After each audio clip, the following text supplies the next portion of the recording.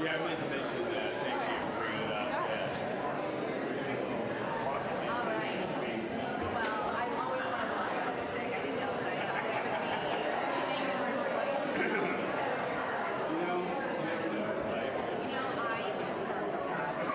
Like, my work was all day long. From like in my 20s, I wanted to like classes and music, like always walked on the hobby.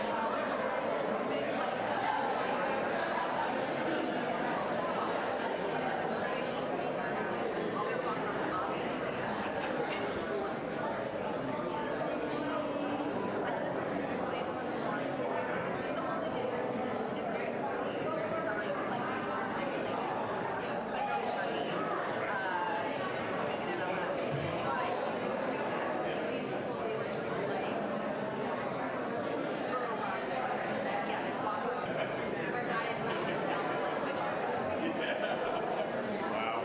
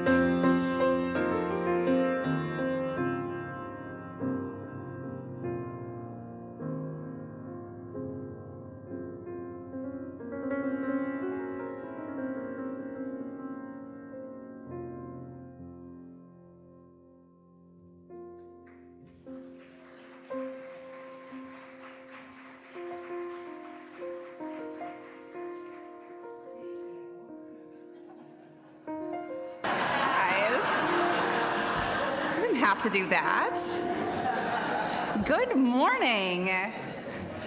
Welcome to the UU Church of the South Hills, also known as Sunnyhill.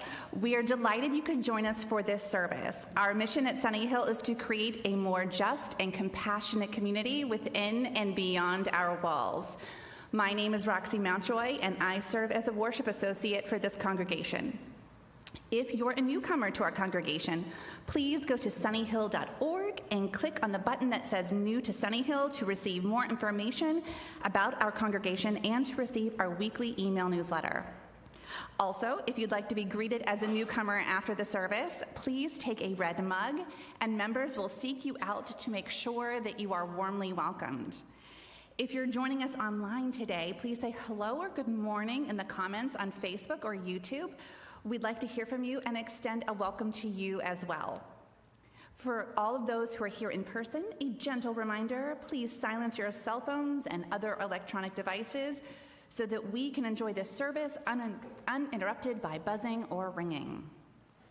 Today's service is titled 3 Rules for Life. Although we are not often called to articulate them, our most deeply held beliefs about life and the nature of the world can have a profound effect on how we live our lives. We will explore 3 of these beliefs or rules on how they might guide the way we live. Our opening words were written by Gary Kowalski. We gather here to worship, to seek the truth, to grow in love, to join in service, to celebrate life's beauty and find healing for its pain, to honor our kinship with each other and with the earth, to create a more compassionate world, beginning with ourselves, to wonder at the mystery that gave us birth, to find courage for the journey's end, and to listen for the wisdom that guides us in the quietness of this moment. Please join me in saying the words to light our chalice. The chalice lit amongst us is a beacon of hope in a world in crisis, a beacon of light illuminating our shared wisdom, a beacon of possibility made manifest in community. Good morning. Please rise and body your spirit to join in singing our opening hymn, Sing and Rejoice. It's around. So we'll sing it through together a few times, and then we'll kind of go section by section to bring it back into the rounds. Sing and rejoice, sing and rejoice. Let all things living now sing and rejoice. Again, sing and rejoice, sing and rejoice. Let all things living now sing and rejoice. Sing and rejoice. Sing and rejoice. Sing and rejoice. Sing and rejoice. Let all things living now sing and rejoice.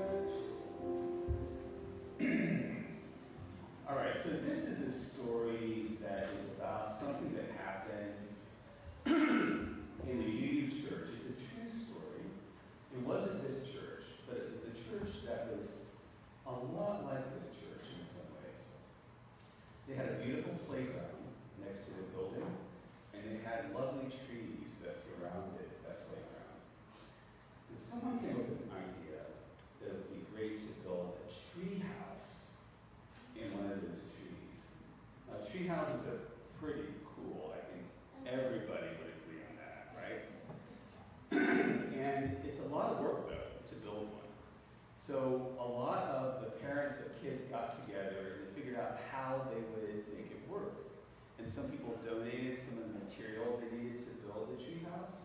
Other people had tools that they could use to make it. And over the course of maybe 3 or 4 weekends, they got this beautiful treehouse built. And the kids just loved it. Every Sunday they would come and they would swarm and they would play in and around the treehouse. But after it had been up a couple of weeks, there was a problem that occurred, which is that the kids couldn't quite agree on how to use the treehouse.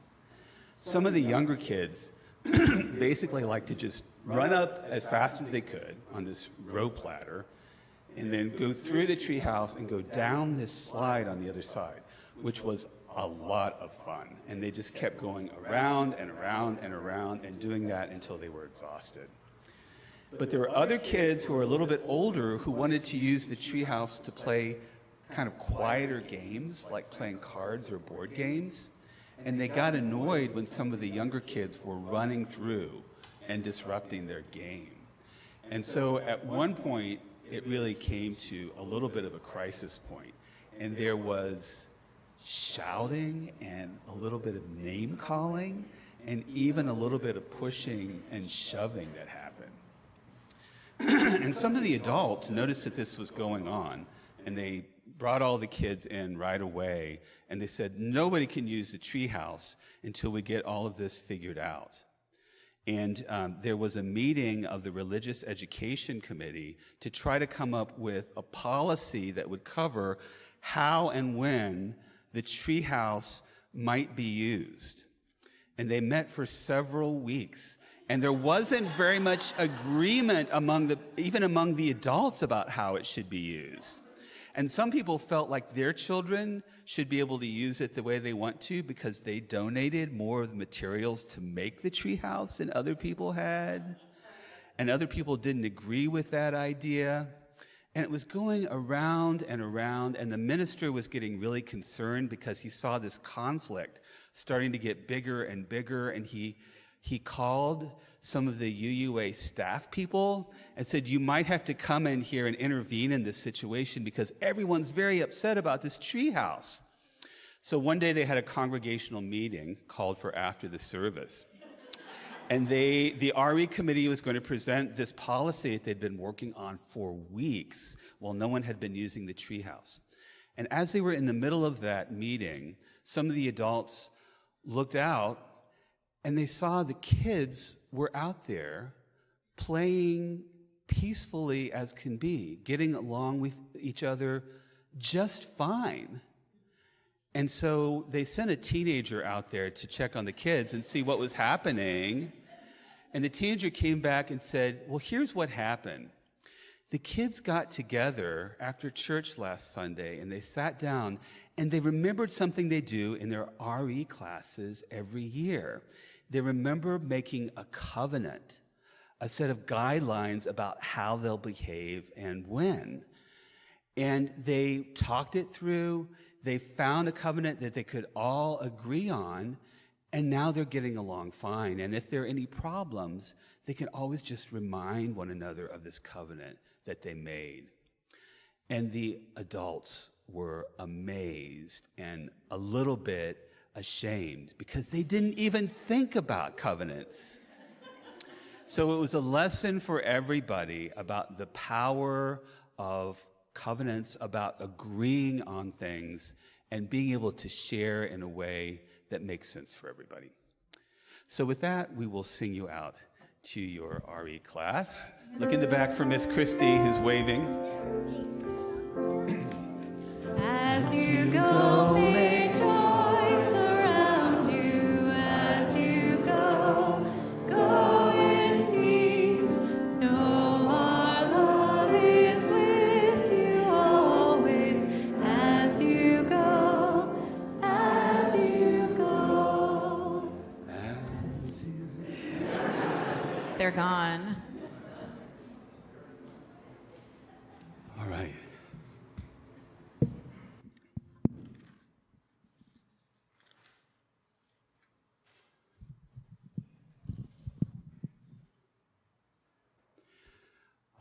Since this is Labor Day, I wanted to include a labor song, although that's not the theme of the entire service. I think, as most of us know, a great many people who work, both here in the U.S. and around the world, have jobs that simply are not good for their health. More than half are exposed to hazards such as overly loud environments, extreme temperatures, hazardous materials, or unhealthy air.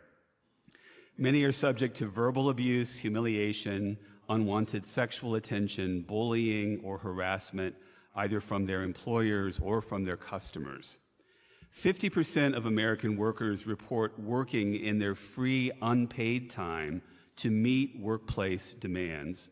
27% of workers say they don't have enough time to do their job, and 66% report having to work at high speed on very tight deadlines. The song we're about to sing, Go to Work on Monday, by Sai Khan, tells the story of cotton mill workers and their struggles with brown lung disease, a common respiratory illness among such workers.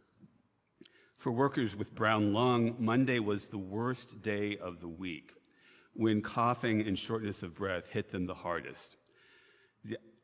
If they could make it through Monday, they knew that they would not be too disabled to work out the week. This song was written in honor of the J.P. Stevens cotton mill workers in Roanoke Rapids, North Carolina, who helped found the Carolina Brown Lung Disease Association, which reached eventually an historic settlement with the mill owners. We sing this song on this Labor Day weekend in honor of everyone who toils in unhealthy or inhumane working conditions.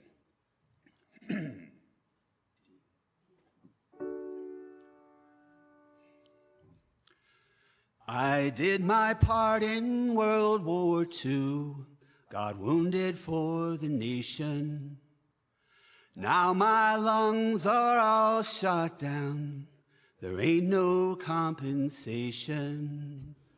I'm gonna go to work on Monday one more time. I'm gonna go to work on Monday one more time, one more time. I'm gonna go to work on Monday one more time. The doctor says I've smoked too much. He says that I'm not trying. He says he don't know what I've got, but we both know that he's lying.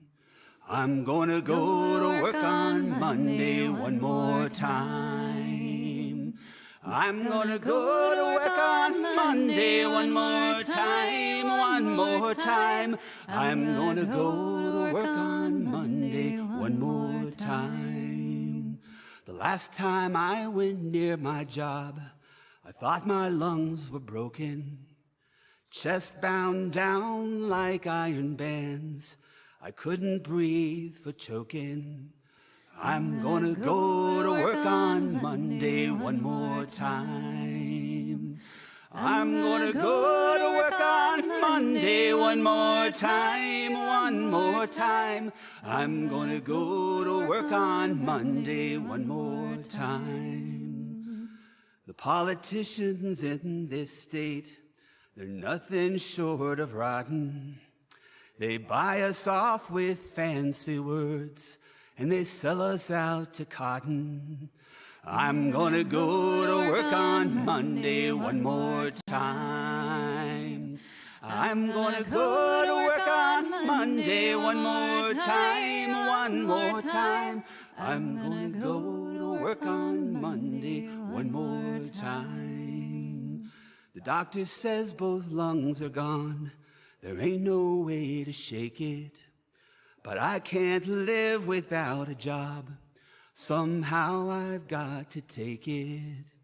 I'm gonna go to work on Monday one more time. I'm gonna go to work on Monday one more time, one more time. I'm gonna go to work on Monday one more time. They tell me I can't work at all. There ain't no need of trying, but living like some used up thing is just this short of dying. I'm gonna go to work on Monday one more time. I'm gonna go to work on Monday one more time, one more time. I'm gonna go to work on Monday one more time. Sitting on my front porch swing, I'm like someone forgotten.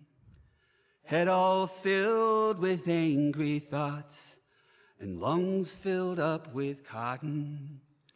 I'm gonna go to work on Monday one more time. I'm gonna go to work on Monday one more time, one more time.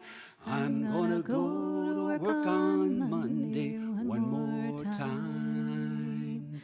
I'm gonna go to work on Monday one more time. I'm gonna go to work on Monday one more time, one more time. I'm gonna go to work on Monday one more time.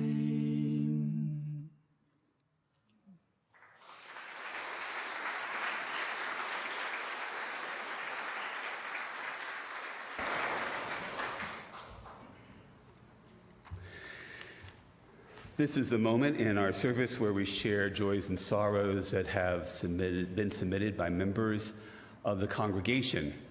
After each joy or sorrow that I read, please respond by saying, "We hold you in our hearts." A sorrow submitted by Miriam Chang.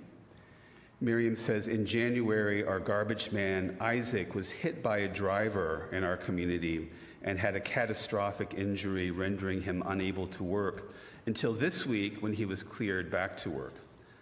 Unfortunately, yesterday, while on the job, he had a seizure and was rushed to the hospital by ambulance and will likely lose his ability to work because of this incident. Please keep him and his children in your thoughts. To Isaac, his family, and friends, we hold you in our hearts. A sorrow from Angela Joyce. Angela says, my mother passed away on Monday afternoon. She had struggled for several years with neurological problems. I'm thankful that she was able to visit us in Pittsburgh a couple of times before she became too ill to travel and was able to join us for Christmas Eve services at Sunnyhill. To Angela and her family, we hold you in our hearts. As we sing our meditation hymn, I invite anyone who feels moved to do so to come forward, light a candle, place it in the sand, and then return to your seats.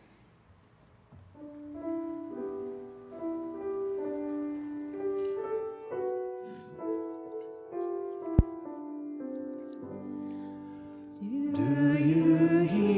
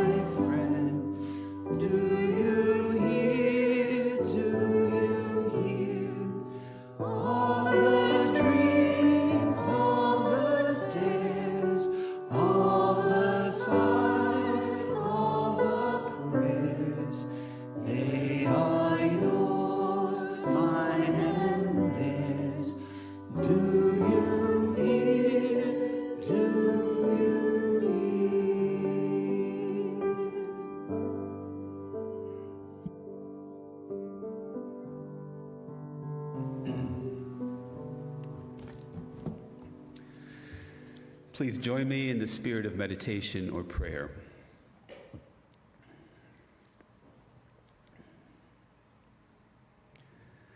While the heat of summer may not yet be done with us, we have already turned to fall and new beginnings. Let us pause this Labor Day weekend to consider the work that is before us, the work of our careers and schools and homes, the work of our hands and hearts and minds, the work of our church, the work of nourishing, the work of surviving, the work of thriving. Let us bring to all this work a sense of purpose that stretches farther than just the items on our never-ending to-do lists. Let us bring a sense of longing that is about more than simply longing for the end of the day. Let us bring a sense of gratitude that encompasses not just the end of the workday, but the fact that we have work to do at all. Let us pause for a moment of silence, whether we are employed or not, retired or not, to consider what work lies ahead of us.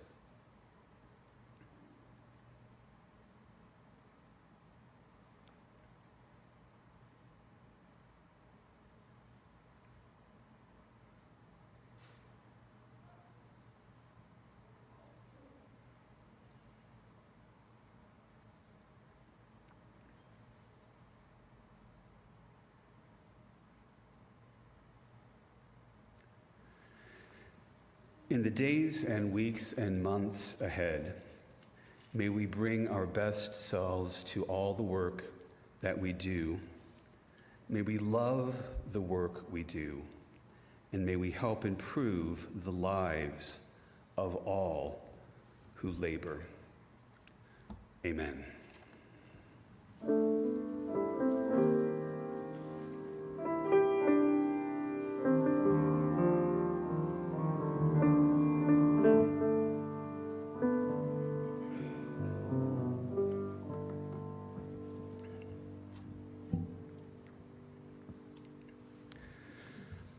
One of the reasons that we gather here each week is to remind ourselves about what is truly important in life.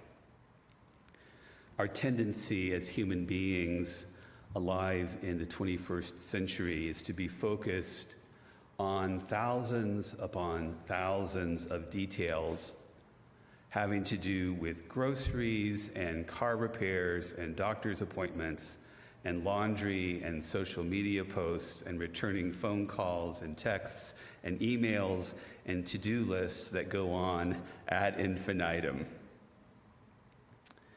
And in the midst of all those details, we tend to get lost. We tend to forget why it is we're doing all this stuff. We tend to be reactive rather than proactive about life and about our priorities. So it's a good idea to have a few general rules to live by, a few broad guidelines that can help us navigate our lives and not lose sight of what's really most important. Today I'm going to talk about 3 such rules. All of these rules for life can be found in one form or another in virtually every religious tradition and every wisdom tradition in history. These particular articulations of the 3 rules are from Bo Lozoff, who was a writer and founder of several nonprofits before he died in 2012.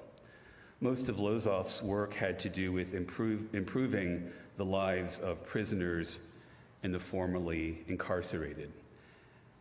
In fact, I got to know him a little bit because he was a solar installer who only employed formerly incarcerated people at a time when that was a really radical thing to do, and it still is in many ways. The first of his 3 rules are: be cautious about materialism. Don't want too much. Live modestly. There is so much stuff in our world, crammed into our closets, our attics, our basements, our spare bedrooms. And while material comforts can be a good thing, it is crucial to remember that they are not and ought not be an end in themselves. There's a story about a fisherman who was sitting in the sun, relaxing and enjoying himself one afternoon. And a very dapper and well-dressed businessman happened upon him and said, "Why aren't you out fishing? I see your boat is anchored right there."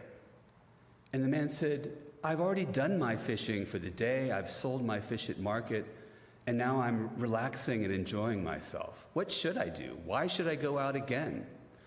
And the man said, "Well, if you went out again and caught more fish, you could earn twice as much money." And the man said, "Well, why would I want to do that?"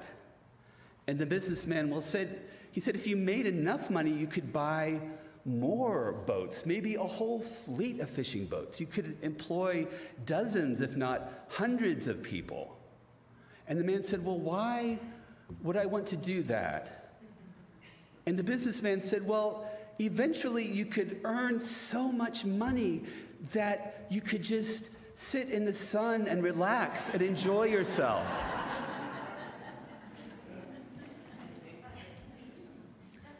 Simplicity can be a virtue. Your life will be easier and more enjoyable if you're not caught up in some kind of rat race that will not leave you any happier or more content than you already are. The second rule for living is to dedicate yourself to something you believe in, something that you think is beautiful and important. Ideally, your work would be about something that you believe in and think is important, but as we know, it doesn't always work out that way. Some of you may be familiar with the concept of ikigai, a Japanese word that I am told means roughly a reason for being. The basic concept is that there are 4 different aspects to what we choose to do with our lives, and each of these 4 intersects with the others. As shown in this figure I just put on the screen, those 4 spheres or circles are what you love, what the world needs, what you can be paid for, and what you are good at. A few of us are fortunate enough to find work that is at the intersection of all 4 of these circles, and I am happy to count myself among those who have found work that is indeed what I love, that's needed by the world, that I can be paid. But in my experience, most of us tend to focus on 2 of these circles: what you can be paid for and what you're good at, much more than we focus on the other 2, what you love and what the world needs. And by doing so, by focusing just on those 2, we miss out on a sense of passion and a sense of mission. And without passion and mission, our lives might feel comfortable, but also somewhat empty. We may experience some satisfaction in doing what we're good at and can be paid for, but there can also be a sense of not being entirely useful if we are also not doing something that we love and that the world needs. As I said, there may be relatively few of us who have found a profession that puts us in that sweet spot where all four of these circles intersect, but you don't necessarily have to satisfy all four of these needs with one job. If you do your job simply because you can get paid for it, you still need to satisfy these other three needs in some way, whether it's through church or volunteer work or in some less formal way. If you find yourself caught in a job that you're doing only because you can get paid for it, then it's crucially important that you find other things that you love, that the world needs, and that you're good at.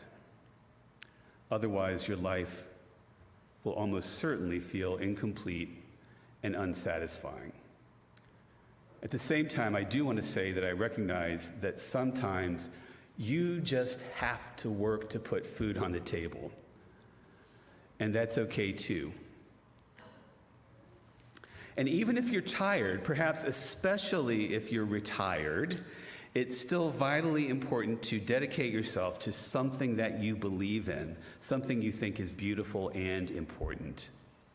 You might not be able to pursue those things as vigorously as you could when you were younger, but it's no less important to do things that you love and that the world needs. The third rule for life is to commit yourself to a personal spiritual practice that you can do every day, even if just for a few minutes. Bo Lozoff said, "The point is that if we search outside of ourselves for the meaning of life, we'll probably never find it. But if we center ourselves and look for meaning in life, we'll find that it's waiting for us right here in the present moment." I will tell you, Unitarian Universalists tend not to do so well with spiritual practices. Because we value reason and rationality so highly, we tend to be distrustful of any undertaking that requires us to flip off the switch in our overactive brains and just let ourselves be here now.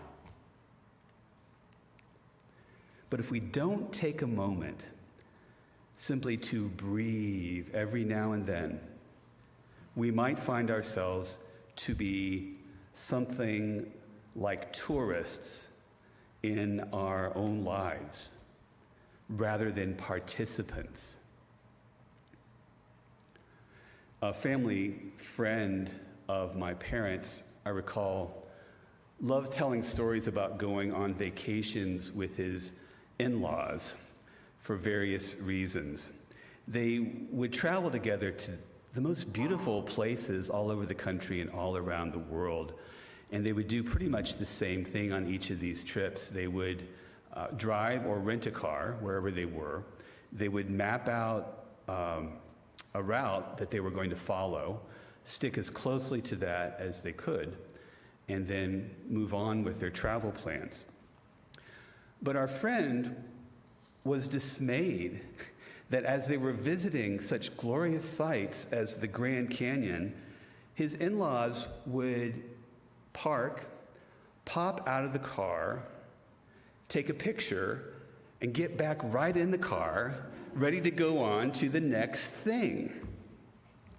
They were more concerned with taking pictures of their vacation and checking off items on that list than they were with actually experiencing the vacation in that moment. We have to find ways of slowing ourselves down, bringing ourselves back to the present moment if we don't want to become something like tourists in our own life. And there are so many ways of engaging in spiritual practices, some of which we practice here at Sunnyhill, including meditation, chanting, sometimes yoga, poetry, artwork, among others. It's a matter of finding ways to slow yourself down and shifting your focus. As Mary Oliver put it in her poem titled Sometimes, instructions for living a life. Pay attention, be astonished, tell about it.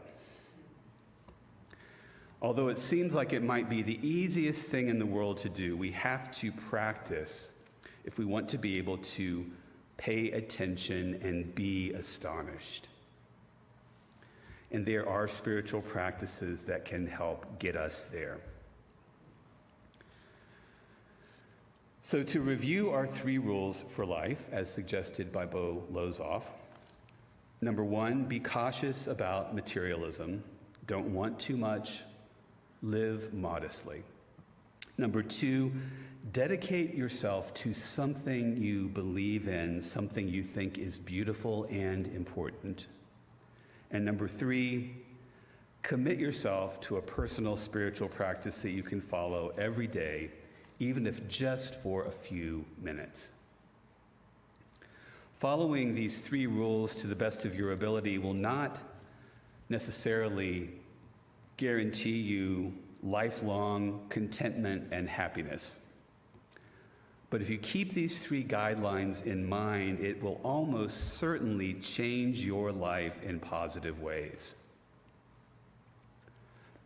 Having said that, these rules, while relatively simple to articulate, are in practice very challenging to follow. But as I said at the beginning of this sermon, that's one of the reasons we gather here each week, to remind ourselves of what really matters in life, to challenge one another to live lives of meaning, and to help each other engage in practices that can help us and others along the way. In the midst of everything else that goes on in our lives, I hope and pray that we will remember to strive to live simply and modestly, that we will dedicate ourselves to doing things that are important and beautiful, and that we will take a moment each day to pay attention and be astonished. May it be so. Amen.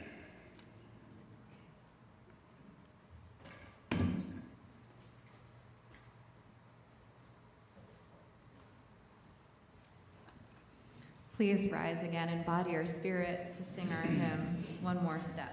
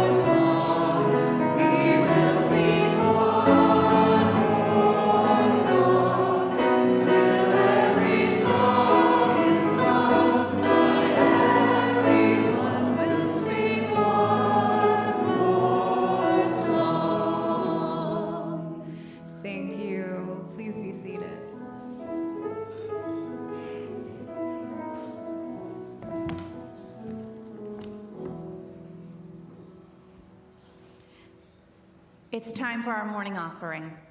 We don't have a designated offering this morning, so our collection will benefit Sunnyhill and will help defray our operating expenses.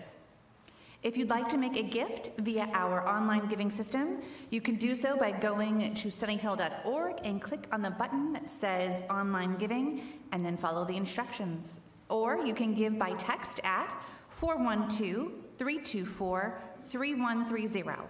For those of you who are here with us in person, we'll be passing our offering baskets in just a moment. Thank you, everyone, for your generosity.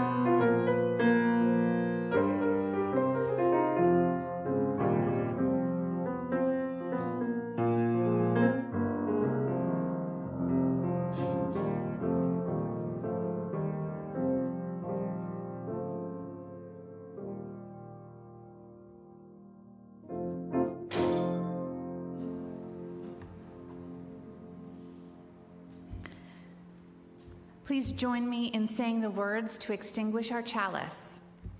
We extinguish this flame, but not the light of truth, the warmth of community, or the fire of commitment.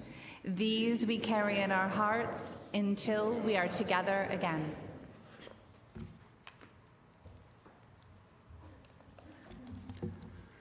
A couple of things before our closing words.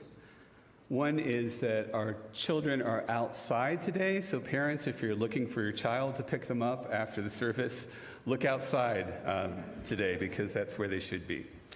Also, I wanted to announce that our current events discussion group is meeting today, led by Randy Bellamy, Carlos Alveri. I believe that they'll be in the Red Oak Room, but if they're not there, ask around and you will find them if you'd like to participate in that. I also want to mention, you may have heard rumblings that we're going to be adding a second Sunday service, and that is true. We're starting to get to the point where we're reaching capacity for one service. Today, for example, Labor Day weekend is usually one of our down Sundays where we don't have many people here, but if you look around, for a down Sunday, it's still pretty crowded. And this past spring, we had a couple of Sundays where we actually were at or very near capacity for our seating. So we are trying an experiment, a 6-week experiment. This will be beginning 6 weeks from today, October 15th, and lasting until towards the end of November. And the services will be at 9 and 11:15. There will be religious education at both services, so you don't have to choose one or the other on that basis. We will start talking about this in the beat and more in services in upcoming weeks, and try to address any questions that people might have. Also, as we're in the middle of this 6-week experiment later this fall, we'll have some means for people to give feedback about how things are going so that we can make adjustments as we go. So this is 2 services version 2.0. There may be version 2.1, 2.2, and 2.3. So stay tuned for more details about that, and we appreciate your patience as we enter into this new experiment. For those of you who've been around for a while, it's not all that new, because this congregation had 2 services for years before this space was built. We're going to close for today with these words by Lois Van Leer. Having let go, set our intentions, named our curiosity, committed our energies, and given ourselves over to lives of balance, purpose, and meaning, let us begin again in love. Go in peace.